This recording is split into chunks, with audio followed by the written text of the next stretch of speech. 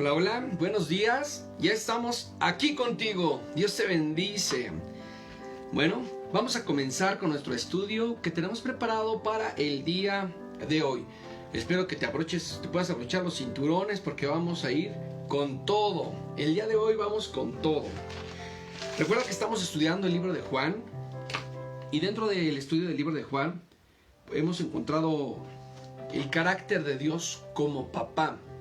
Alguien que te ama, alguien que te cuida, alguien que ve por ti, alguien que está a la expectativa de darte lo mejor, de proveerte de lo mejor, porque ese es el carácter de nuestro papá. Nuestro papá siempre está esperando vernos bien. Amén. Ayer vimos el capítulo 7 y el capítulo 8, donde vimos que él iba a la fiesta del tabernáculo, ¿verdad? Y también vimos que había que dio un sermón en la fiesta.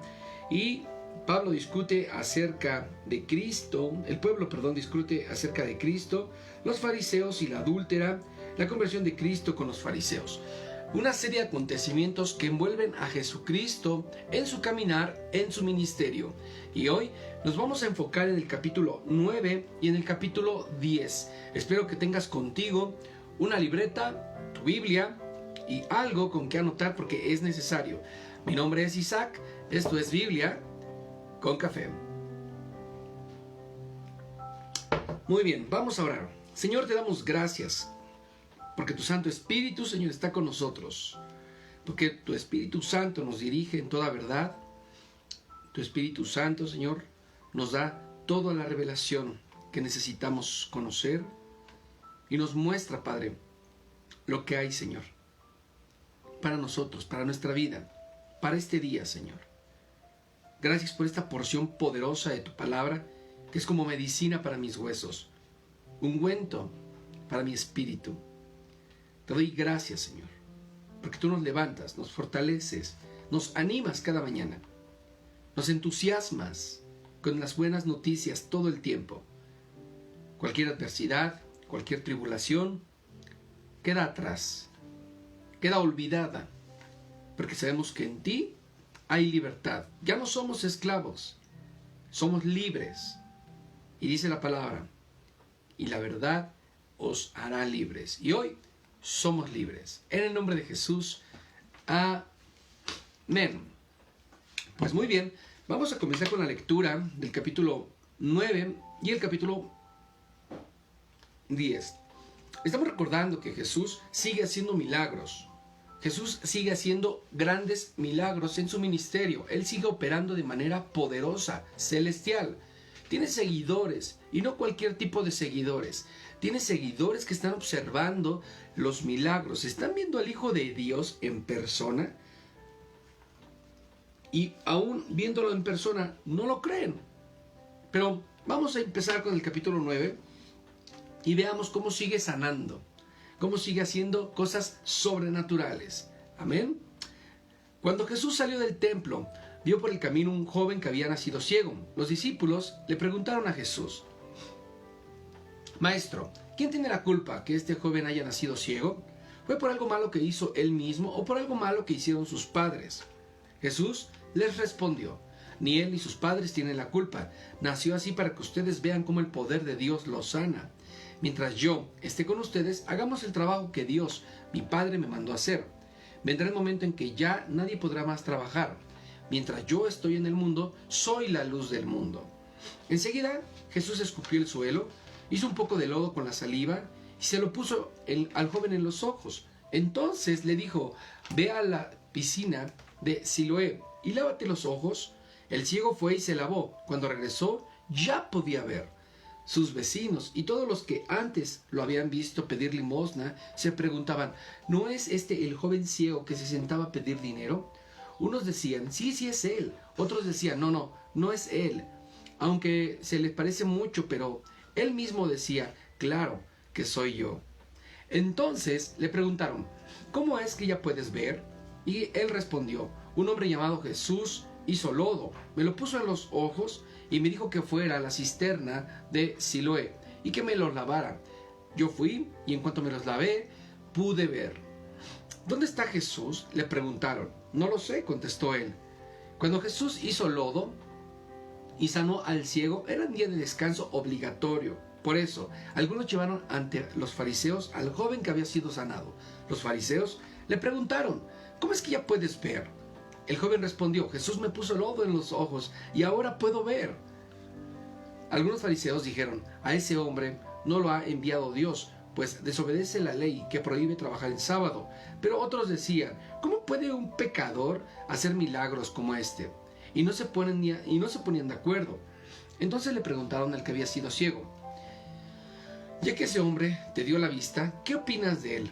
Yo creo que es un profeta, les contestó. Pero los jefes judíos no creían que ese joven hubiera sido ciego y ahora pudiera ver. Entonces llamaron a los padres del joven y le preguntaron: ¿este es tu hijo? ¿Es cierto que nació ciego? ¿Cómo es que ahora puede ver?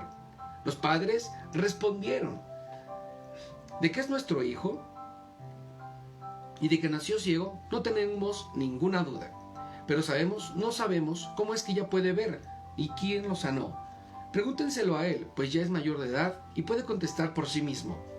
Los padres dijeron esto porque tenían miedo de los jefes judíos, ya que ellos se habían puesto de acuerdo para expulsar de la sinagoga a todo el que creyera y dijera que Jesús era el Mesías. Los jefes judíos volvieron a llamar al que había sido ciego y le dijeron: júranos por Dios que no vas a decir la verdad, que nos vas a decir la verdad. Nosotros sabemos que el hombre que te sanó es un pecador. Y él les contestó: yo no sé si es un pecador, lo que sí sé es que yo antes era un ciego, ahora veo.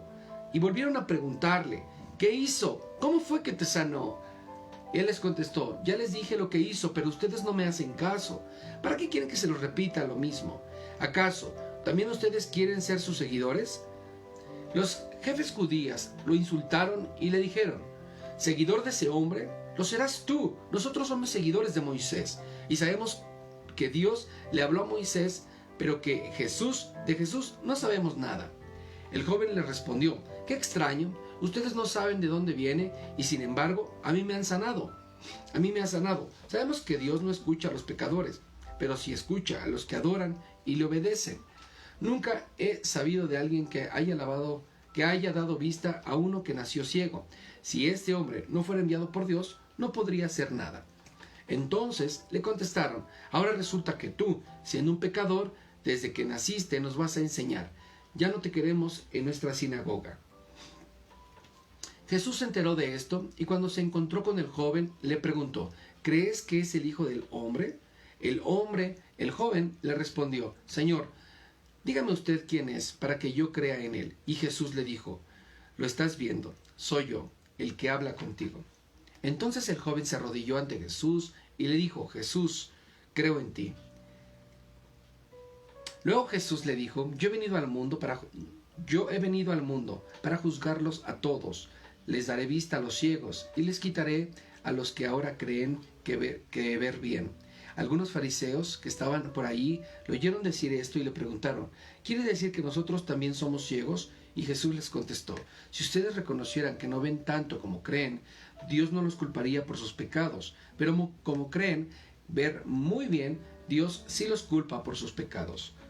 Vemos cómo en el capítulo 9 del libro de Juan, del 1 al 7, Cristo le da la vista a un ciego por nacimiento.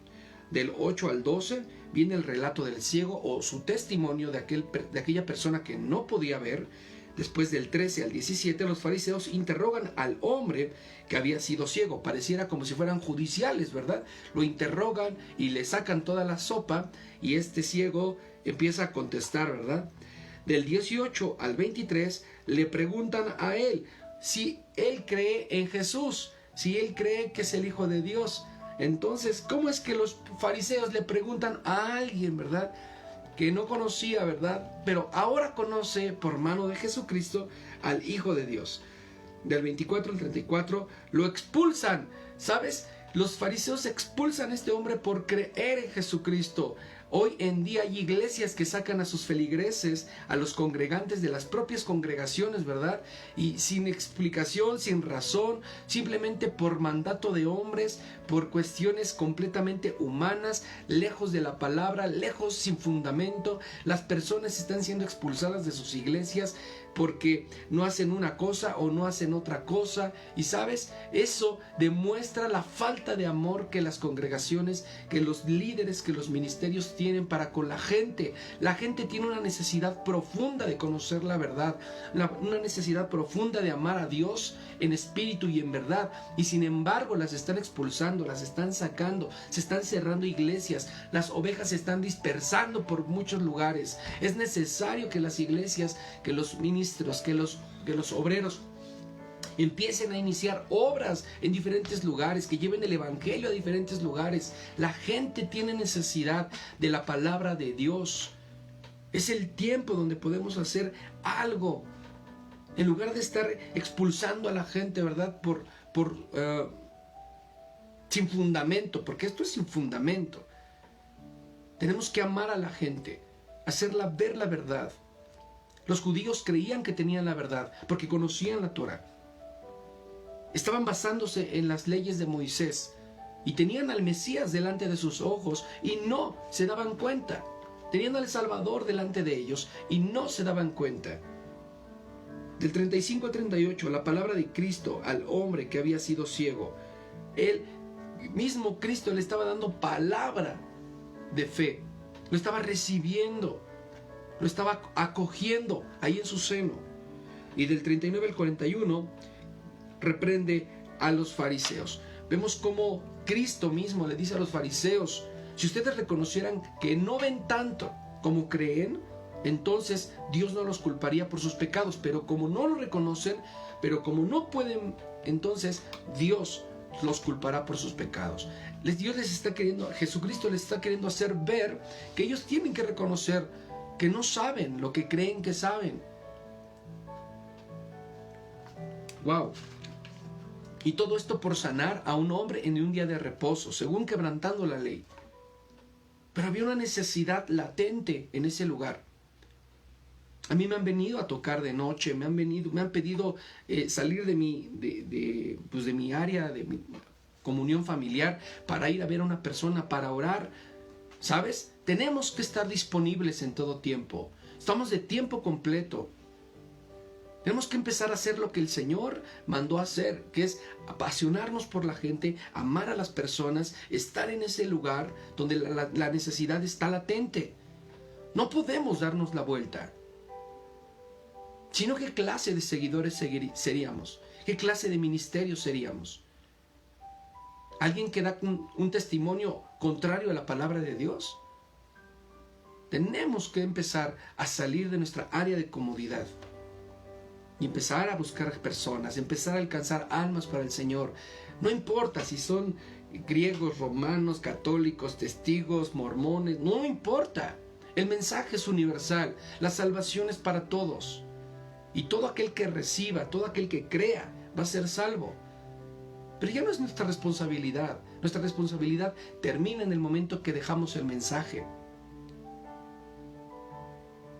Y cuando las personas reciben el mensaje, como dice la palabra, la semilla cae en buena tierra, entonces nosotros podremos dar un seguimiento, nosotros podemos seguir hacia adelante con ellos.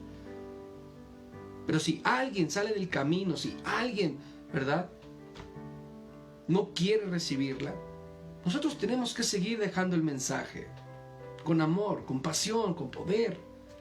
Wow, no es prédica.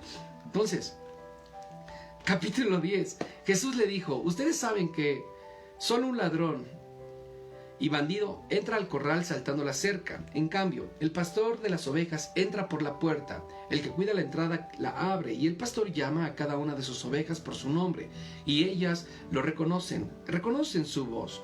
Luego el pastor las lleva fuera del corral, y cuando ya han salido todas, él va delante de ellas. Las ovejas siguen al pastor porque reconocen su voz, pero no seguirán a un desconocido, más bien huirían de él, pues no reconocen su voz. Jesús les puso el ejemplo anterior porque ellos no entendieron lo que les quiso decir.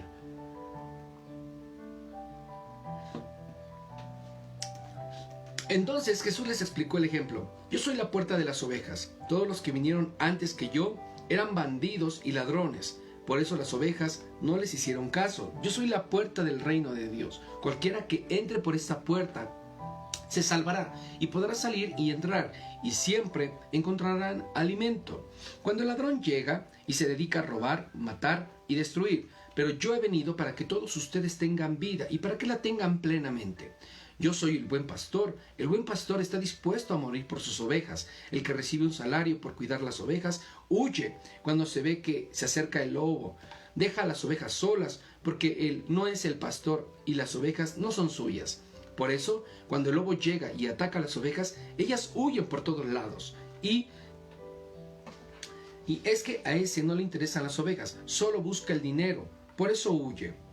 Pero así, mi Padre me conoce, yo lo conozco a él. De igual manera, yo conozco a mis seguidores y ellos me conocen a mí. Yo soy el buen pastor y ellos son mis ovejas. Así como el buen pastor está dispuesto a morir para salvar a sus ovejas, también yo estoy dispuesto a morir para salvar a los seguidores. También tengo otros seguidores que ustedes no conocen. Son ovejas que traeré de otro corral y me obedecerán. Así tendré un solo grupo de seguidores y yo seré su único pastor. Mi Padre me ama porque estoy dispuesto a entregar mi vida para luego volver a recibirla.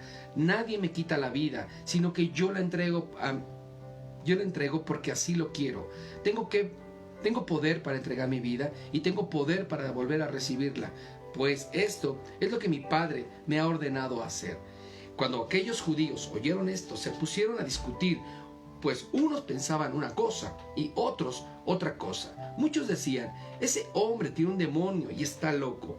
¿Por qué le vamos a hacer caso? Pero otros decían, nadie que tenga un demonio puede hablar así. Además, ningún demonio puede darle vista a un ciego. Era invierno y cuando Jesús había ido a Jerusalén para participar en la fiesta del templo, mientras andaba por los patios del templo, cerca del portón de Salomón, la gente le rodeó y le preguntó, ¿hasta cuándo nos tendrás con esta duda? Dinos ahora mismo si eres el Mesías. Y Jesús les respondió, ya les dije quién soy, pero ustedes no me han creído.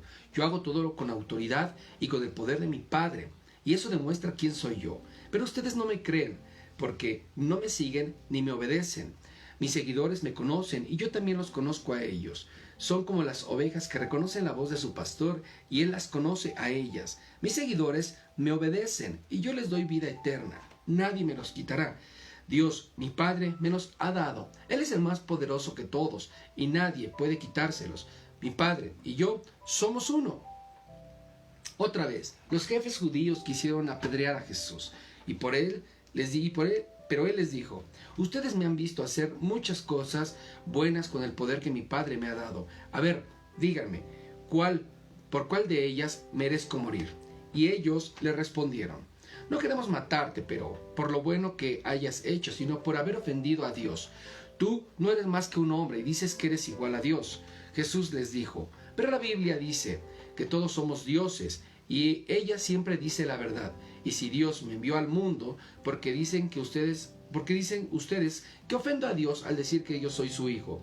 Si no hago lo que mi Padre quiere, entonces no me crean, pero si yo lo obedezco, crean en lo que hago, aunque no lo crean en lo que yo digo. Así, de una vez por todas, sabrán que mi Padre y yo somos uno. De nuevo, ellos intentaron encarcelar a Jesús, pero él se les escapó y se fue de nuevo al otro lado del río Jordán, al lugar donde Juan el Bautista había estado bautizando mientras estaba allí. Muchas personas fueron a verlo y decían, Juan el Bautista no hizo ningún milagro, pero todo lo que dijo de Jesús era verdad. Y mucha gente de aquel lugar creyó en Jesús. Bueno, estamos observando, ¿verdad?, cómo los fariseos estaban siguiendo a Jesús, estaban persiguiendo a Jesús todo el tiempo. Trataban de intimidarlo, trataban de cuestionarle, le preguntaban una y otra vez si él era el Mesías. Jesús, con autoridad, con denuedo, con poder, les decía, yo soy el Hijo de Dios, pero no me han creído. Yo soy el Mesías, no me han creído. Yo soy el Salvador. A mí no me quitan la vida, yo doy la vida, porque yo no hago mi voluntad, sino yo hago la voluntad de mi Padre, ¿no? Entonces, hay una conversación con gente que no merecía, ¿verdad?, una explicación. Jesús tenía un propósito y lo único que estaban estas personas haciendo era tratar de distraer el propósito, tratar de distraer el destino del Señor, tratar de distraer, ¿verdad?, lo que el Señor ya tenía planeado hacer tenía él un propósito, tenía un destino, tenía un designio. Él tenía una misión en esta tierra. Y la misión era dar su vida por amor a ti y por amor a mí. Y los fariseos no entendían esto. Y el mensaje que él estaba dando todo el tiempo era un mensaje de buenas nuevas, era un mensaje de buenas noticias, era un mensaje que te alegraba, que te fortalecía. Unos mientras eran sanados, otros eran fortalecidos, otros que habían perdido esperanza, la reencontraban, ¿verdad? Cuando veían a Jesús, dice la palabra que se acercaban a él y que lo rodeaban y le preguntaban, se maravillaban de lo que Jesús era, ¿verdad? Aleluya. Del 1 al 5 vemos la parábola del buen pastor. Dice que él es nuestro pastor. Si debemos de seguir a alguien, debemos de seguir a él. Él es nuestro pastor. A veces tenemos el error de seguir a los hombres, de poner nuestra confianza en los hombres. Los hombres solamente buscan el dinero, buscan el poder, buscan la fama. El hombre por naturaleza se equivoca. Por eso dice el Señor, y las ovejas siguen a su pastor. Jesucristo es tu pastor. Él es a quien debes de seguir. Él es al quien debes de creerle. Él es la puerta, dice la palabra de Dios, del 6 al 9. Cualquiera que entra por la puerta, Él es la puerta. Cualquiera que entra por medio de él, ¿verdad? Entonces es salvo. Del 10 al 18, Cristo es el buen pastor, dice aquí, del 19 al 21, la opinión de los judíos sobre Jesús. Ellos anhelaban, ¿verdad?, que Jesús dijera, yo no soy el Hijo de Dios, yo no soy el buen pastor, yo no soy el enviado ni el Mesías. Los judíos querían que Jesús confesara esto, ¿verdad? Porque ellos decían que él era un impostor, pero los impostores eran ellos, porque eran comandados, eran dirigidos por Satanás, y Satanás los estaba utilizando, ¿verdad?, para testificar la gloria de Dios, porque lo único que estaba sucediendo en el momento que los judíos hablaban, que era que Jesús era más grande, que Dios era más grande, que Dios era más que poderoso, y ellos cada vez que hablaban eran cada vez más avergonzados. Entonces eso es lo que pasa con Satanás. Mientras más quiere hacernos daños, más avergonzado sale él, más perjudicado, más sale como perro como cola, como dicen, como la cola entre los perros, ¿no? La perro entre las colas. Ya no sé cómo dicen, pero sale corriendo por allá, escondiéndose, ¿verdad? Porque él siempre ha sido un cobarde. Después dice que del 31 al 38 los judíos intentan lapidar a Jesús. Vemos cómo los intentos continuos, ¿verdad?, por tratar de matar a Jesús. Pero Jesús también, aparte de tener sabiduría, también era inteligente, se les escabullía y de alguna manera pasaba entre ellos y no le podían hacer nada porque Jesús tenía autoridad, era muy hábil, era inteligente, él tenía energía, él tenía autoridad y él no era tocado por Satanás en ningún momento. Jesús estaba respaldado por el poder de Dios y nada iba a hacer que Jesús fuera detenido. Y del 39 al 42, la salida de Jerusalén. Vemos cómo Jesucristo en ese momento querían apedrearlo, querían lastimarlo, pero Jesús, dice la palabra, que salió de ese lugar, y fue a otro lugar diferente. Aquí estaba buscando.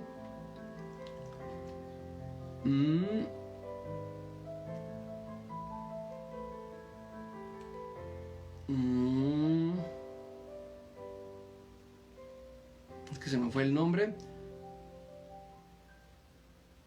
Se fue al otro lado del río del Jordán, donde Juan el Bautista había estado bautizando. Entonces Jesús se tuvo que ir hasta ese lugar otra vez, ¿verdad? Entonces ahí nadie le pudo hacer daño y Jesús continuó con su ministerio. Te voy a dar algunas notas. La fecha en la que se escribe el libro de Juan, data del año 90 después de Cristo. Fue el último libro que se escribió de los evangelios. Después, el evento de la Biblia tiene lugar en 3 continentes. Quiero que sepas que la Biblia o el relato de la Biblia está situado en 3 continentes diferentes. Está envuelto dentro del continente africano, dentro de Europa y también dentro de Asia. Todo esto comprende, ¿verdad?, el movimiento que nos menciona, los lugares, las fechas, todo mencionado dentro de estos 3 continentes. La Torá son los 5 libros que veneran los judíos. La Torá nosotros hemos leído el día de hoy que los judíos tenían y seguían la ley de Moisés. Entonces, los judíos veneran lo que es la Torá. La Torá comprende solamente 5 libros. Comprende el Génesis, comprende el Éxodo, Levítico, Números y el libro de Deuteronomio. Y próximamente vamos a leer el libro de Deuteronomio, que es el último, ¿verdad? Las últimas indicaciones, la última predicación de Moisés, las últimas recomendaciones que da Moisés al pueblo de Israel. Y después dice aquí, Juan era dirigido por los judíos y esperaban... Juan estaba dirigido a todos los judíos y esperaban al Salvador y al Mesías. Los judíos estaban esperando al Salvador y al Mesías. Y por eso el libro de Juan está dirigido a todos ellos. Para que reconozcan, ¿verdad? Por eso es una recomendación siempre, cuando alguien nace de nuevo, que lea el libro de Juan. Porque está recomendado para todos aquellos que esperan al Salvador, para aquellos que esperan al Mesías, a nuestro Redentor. La Biblia tiene 66 libros y todos estos libros fueron escritos a través de la historia. Por lo menos se trata de 40 hombres que escribieron la Biblia, todos instruidos por el Espíritu Santo. Recordemos que ellos solamente eran escritores, pero el autor intelectual, el autor espiritual, el autor de todo ello era el Espíritu Santo, era Dios a través del Espíritu Santo. Amén. Y por último, el último dato que te quiero compartir el día de hoy: el verbo en el Evangelio significa el Hijo de Dios. El verbo es Cristo. Dios te bendice y vamos a orar. Señor, te damos gracias, Padre, porque tú has sido bueno.